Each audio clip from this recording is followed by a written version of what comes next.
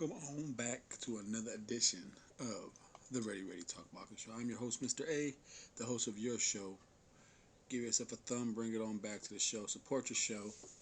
Now, I definitely wasn't going to talk about this until I kind of realized it's pretty better than what I thought.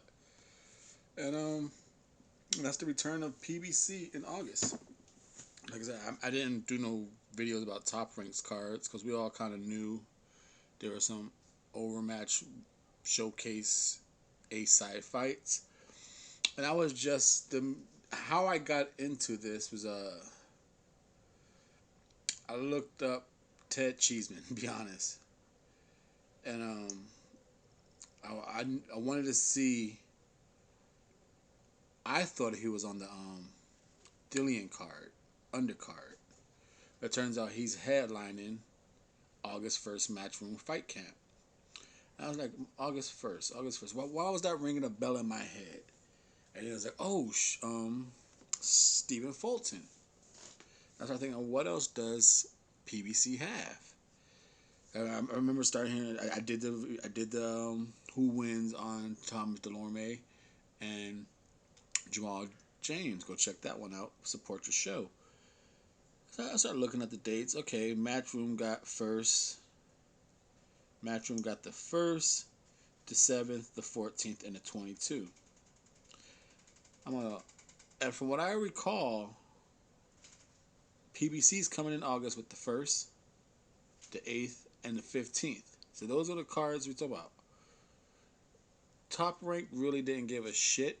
You know, it was entertaining just cause the effort that people put on. But on the cards, on paper, they really weren't anything to look forward to. There's a few fights here and there. A lot of prospects, but like I said, nothing too... even for hardcores. Was there title shots? Was there eliminators? Was there trinket belts, as people like to call them? But then you read what PBC is coming with. I found 5 fights that they announced: the 1st, the 8th, and the 15th. You got Fulton and Leo. That's for the bantamweight. That's the WBO. So like I said, we'll go with, like I said, they got the 1st, the 7th, and the 15th. I mean the 1st, the 8th, and the 15th. Just for comparison, we're going to compare them with, because Matchroom has the same dates except for day earlier. Instead of the Saturdays, they got the Fridays. So they got the 1st. Now they got a whole cards announced, so it's a little, you could say, a little more they could win. But just as far as fight versus fight, prize versus prize, you got Sam Egerton taking on Ted Cheeseman for the IBF International Super Welterweight. Good fight. Good fight. I'm not gonna. You won't catch me shit on that fight. Mr.A loves the belts. He loves the ladder. He loves climbing the ladder. That's a good fight.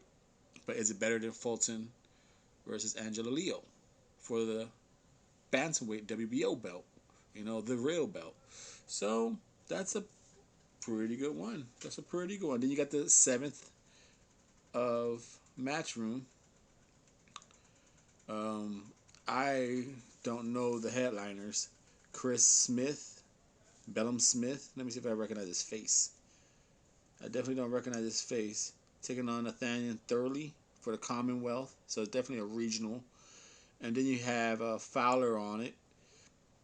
Taking on Adam Harper. Who's Adam Harper? Do I really don't know his face?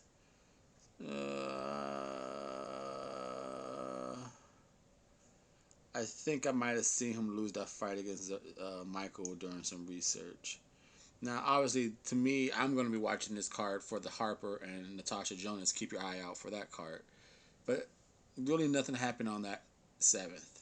Now you put it against the 8th of PBC. You got Jamal James taking on Thomas Delorme for the interim WBA welterweight title. You know, and then you got Ugas right behind that with the ghost, so it might possibly, but you got that title shot. And then I believe you have Lennox Allen taking on David Morales, the Cuban hot prospect, for the do I want to say regular in that one, as for the world title. Let me see what I know. Lennox Allen. I'm not sure if he's gold, but I want to say Virgil Ortiz is the gold.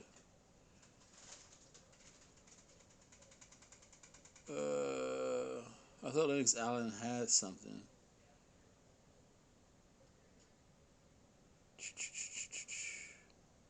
Lennox Allen is taking on. Oh no. All right. Well, he's not up in there. I can't find him. Maybe I'm looking. But anyway, Lennox Allen taking on Morello. That to me, because I said I got up. I seen Lennox Allen fight before. I got up on his fights. I cleaned the house. I did dishes. Came back, watched around, sat down. I seen a fight of I think it's David Morello, the Cuban dude. I seen him on PBC. I one of his two fights, and I probably thought the same thing. Yeah, a lot of people were like, this motherfucker's pretty aggressive for a Cuban fighter. You know, he lets his hands fly. It looked clean. So that fight looks promising. Like I said, I can't say it's better than the the seventh fight because I don't know those guys. I don't know what they bring to the table. But we could say it's 50-50. 50-50. And then you go into like I said, that's two fights. That's three fights for PBC, and just three fights for the matchroom. Like I said, you had the Cheeseman, Egginton. You had Bellum, Chris Smith versus Nathan Thurley, and Terry Harper and Natasha Jones. You got Anthony Fowler, but I'm starting to lose a little oomph on Fowler. You know, he's looking very one dimensional and just kind of weight bullying maybe the weaker competition in that weight class. And then you go to the 14th for the fight camp. Felix Clash, Jason Wilburn for the Commonwealth. Another nice little regional. Barrett, Donovan, Shannon Courtney. That's probably what I'll be watching the fight for. Kieran Conway, I might check that fight out. But this card is not too hot. And then you got the 15th card for PBC. Like I said, nothing is not. These cards ain't sketched in stone. They're not on BoxRec, but their articles all written around. This is what PBC is trying to do. They keep postponing the date because Fox is a major contract with the baseball. Obviously, baseball brings in more eyeballs, so they're pushing that first, then boxing. Um, so on the 15th against Felix Cash and Jason Wilborn, they got the WBC super middleweight champion David Benavidez taking on um, Romer Angulo. Is that his name? Romer Angulo. I think that's his name. So you got a title shot taking on a Commonwealth title shot. You know, David Benavidez. People could see him as maybe some. I read some comment sections that he'll walk through Caleb Plant. He's the best super middleweight. He's pretty dominant. We know that. You know, he's not no walk in the park. And then on that co-main event, you got Alo Valine taking on Kaufman. Now this is a nice comeback fight against Valine. Kaufman, hopefully he's his normal self and he comes to fight. You know, he's always I never seen Kaufman just throw a dud. You know, he may be a little out of shape sometimes, but he's not too active. But he never looked like he just collects a check to me. That's what I say. He at least comes in there and tries to, even when he's tired, he doesn't do a Kevin Johnson. At least I don't see that in Kaufman. So those five fights, Fulton, Leo, you got a championship. That's one fight, one championship. Then you got the eighth. You got Jamal James taking on Delorme, an intern belt. So that's two fights, two championships. Lennox Allen, Morale. Interesting undercard fight. It should be entertaining. A hot prospect, you know, who definitely will make noise. I could have sworn that was for some type. I think I might have got the weight classes mixed up or something, but I could have sworn that was for some type of title. I thought it was. It has 3 fights, 2 titles. Then you got David Benavidez uh, with a third title in 4 fights, and Otto Wallin, 5 fights, 3 title shots. Not a bad, not a bad comeback. Like I said, it caught me off guard because we were all saying like, "Where the fuck is PBC? Where are they? What is PBC doing?" PBC's not doing shit. You know, everyone's starting to say like, "Okay, top ranked cards ain't the best, but they're giving us boxing." No words from PBC. You know, we knew Eddie Hearn was planning this fight camp shit. You know, so we were just giving him the benefit of the doubt because we just knew the end plan was Dylan White and Povetkin.